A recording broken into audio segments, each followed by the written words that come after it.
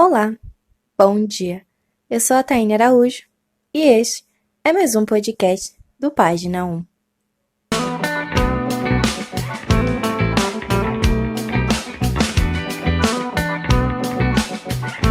Bom dia a todos. Estou aqui hoje com o Edgar. Bom dia, Edgar, tudo bem? Bom dia, Taine, tudo bem? Você pode se apresentar um pouquinho? Posso sim. Então vamos lá. Sou professor Edgar Oliveira, sou professor de filosofia desde 2008, né? Sou formado em filosofia e com especialização em história, história política. Dou aula no ensino público há 12 anos e também já lecionei em escolas particulares aqui da nossa região. Perfeito, Edgar. Hoje a gente vai falar um pouco, sobre as voltas às aulas, no cenário pandêmico.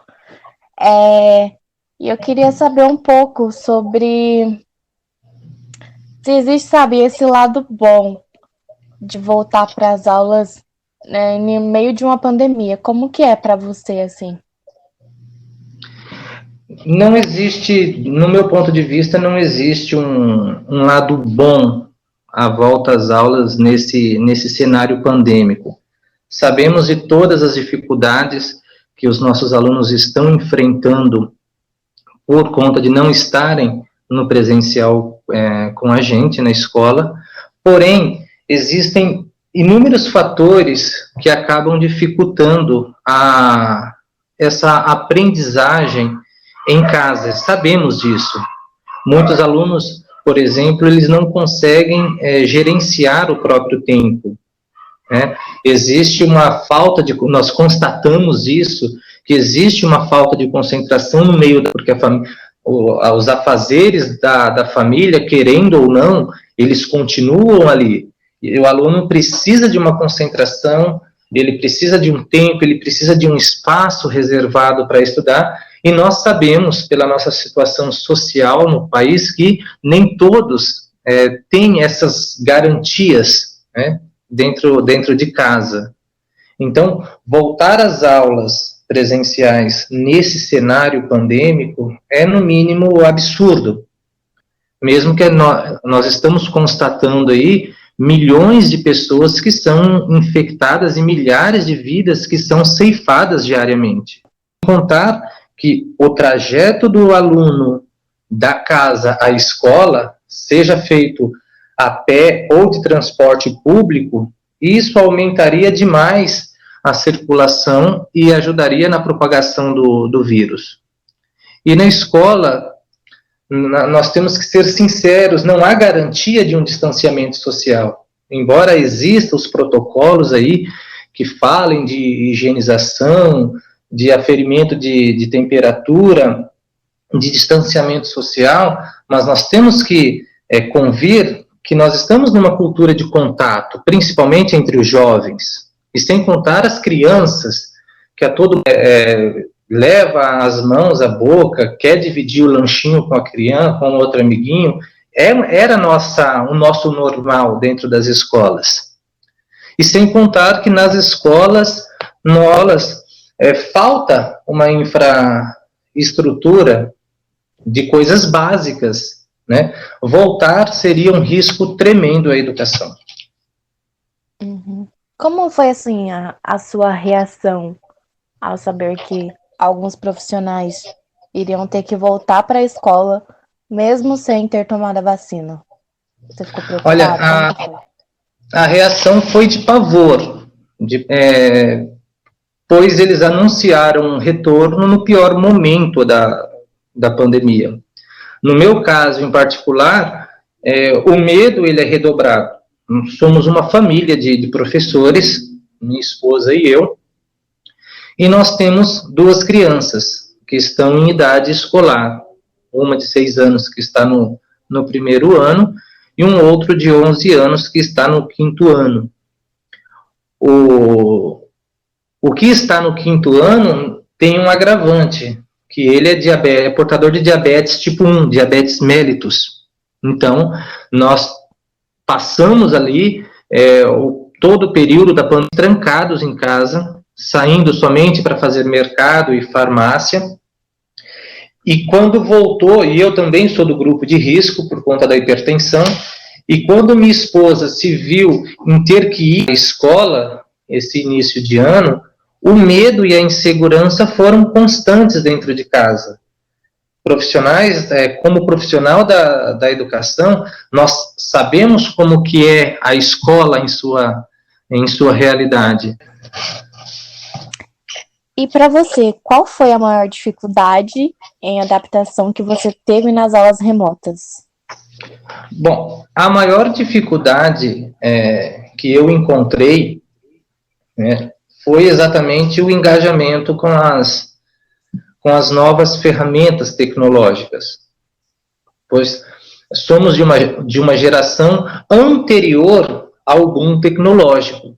Então, nós tivemos que aprender a aprender para ensinar. Então, foi um grande desafio.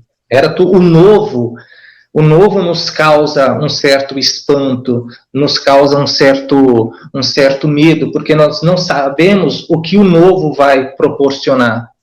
Então, como foi algo emergencial da noite para o dia, então o grande desafio foi se engajar com essas novas ferramentas e ainda mais conviver com essas dificuldades de acesso. Certo. E você sentiu que os alunos também tiveram essa certa dificuldade de se ajustar? Sim, em relação aos alunos, nós conseguimos sentir que eles, em sua maioria, não todos, eles estão condicionados a pensar a tecnologia somente no tocante às redes sociais. Saindo disso, comandos simples, como acessar as plataformas digitais, como usar um e-mail institucional, por exemplo, foi um desafio enorme para uma maioria significativa de alunos. Porque uma coisa é eu pegar o meu celular, entrar numa rede social ali e estar em contato. Uma outra coisa é eu enviar um formulário para um aluno, um DOC, e ele ter que, para responder, estar com o seu e-mail institucional logado, e isso foi uma grande dificuldade, porque muitos não conseguiam migrar o e-mail pessoal para um e-mail institucional para ter acesso a essa plataforma digital que o governo colocou para eles aí. Então, para muitos, sim, eles tiveram essa dificuldade aí. E muitos também estavam com os seus celulares ali que não comportavam a plataforma. Então, foi uma dificuldade gigantesca. Outros que só tinham um celular por família, então tinham que fazer as aulas quando o pai ou quando a mãe chegava em casa, horas, tardes da noite. Então, eu senti isso nos meus alunos. Pegando um gancho aí do que você está falando, segundo uma pesquisa do IBGE feita em 2019, 4,3 milhões de estudantes não possuem acesso à internet. Então, vale aí mais ou menos da rede pública, 95,9.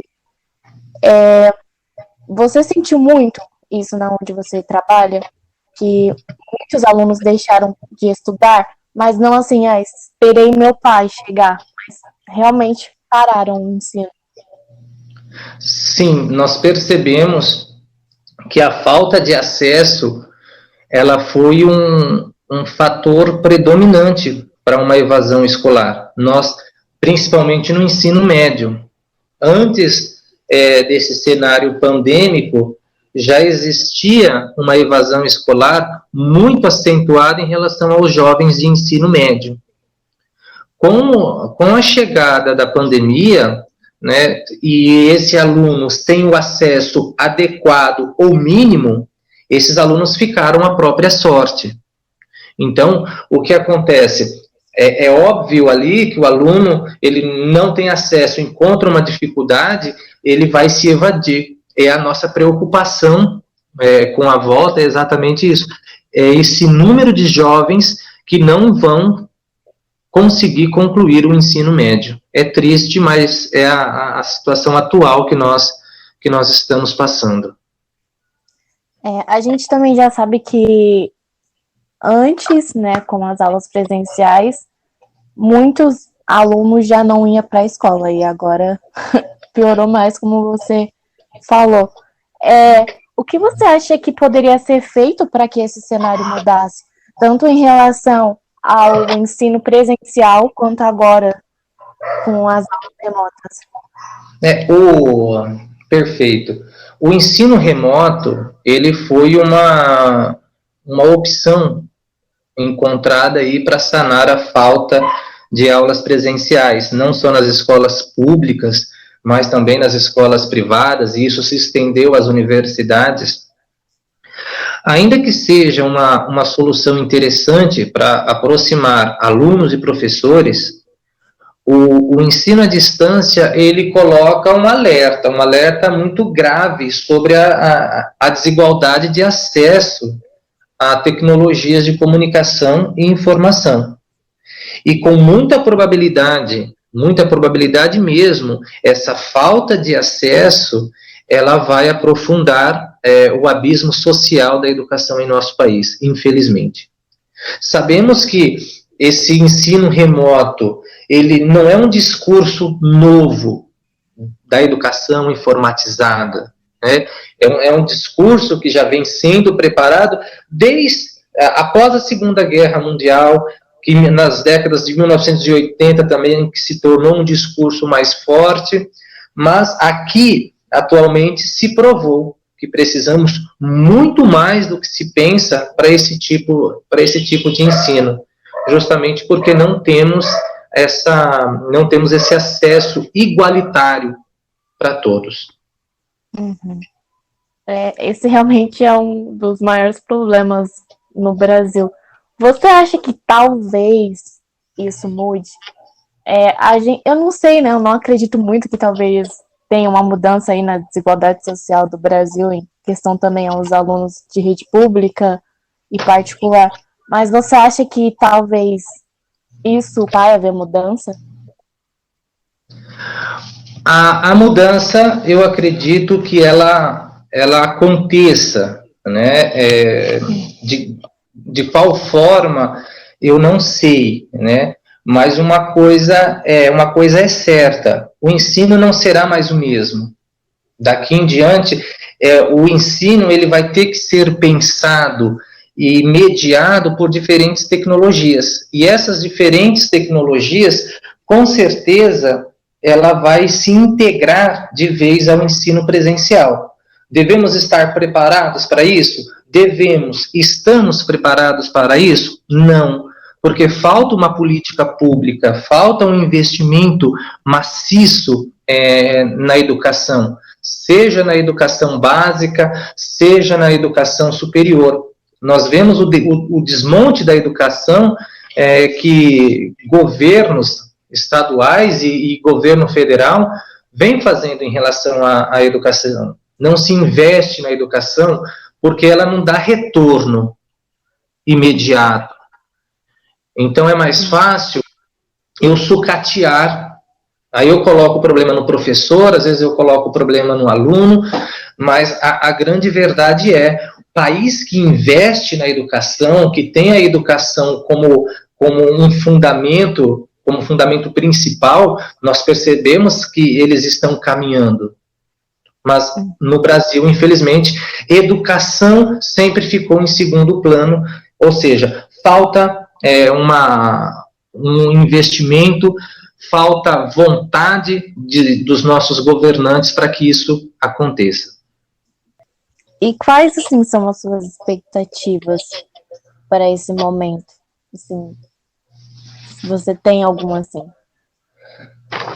A minha expectativa desde o início, né, dessa pandemia é que a ciência vença, né? A expectativa de sermos vacinados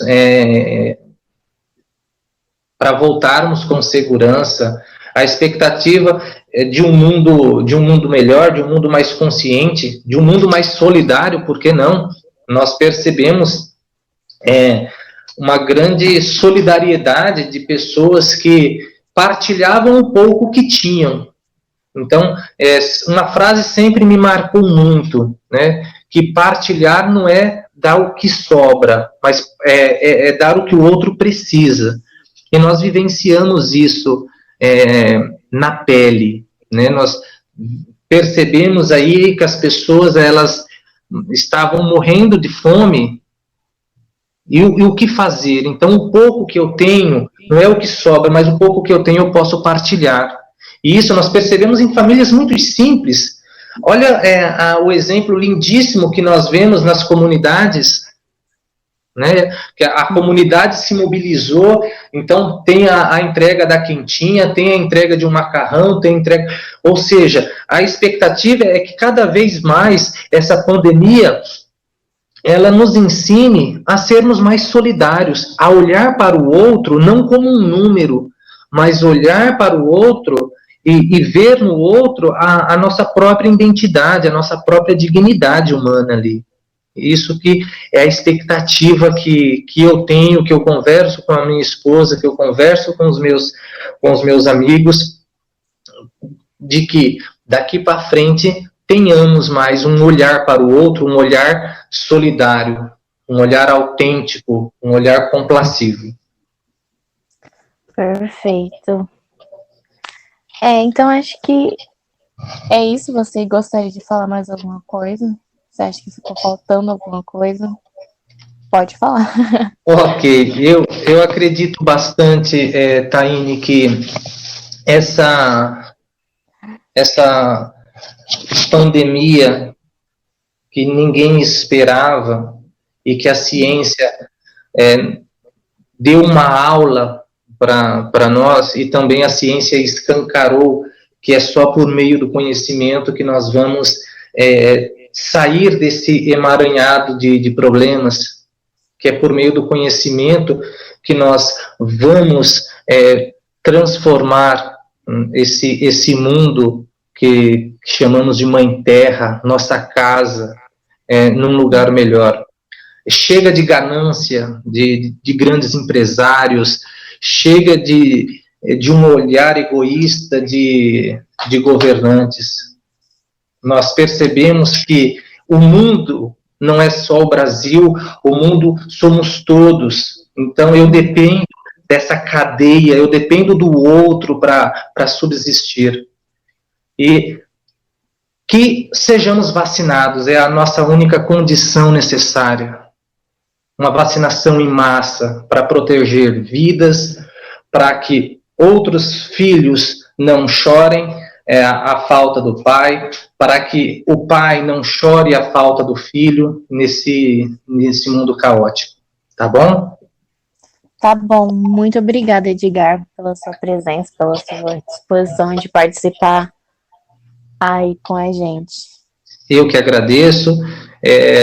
Parabéns aí pela iniciativa e parabenizar também aos seus colegas futuros jornalistas que tiveram também um trabalho e estão tendo um trabalho brilhante de informar a nossa sociedade, de trazer essas informações a quem quer que seja. Parabéns e até mais. Muito obrigada, Edgar. Até mais.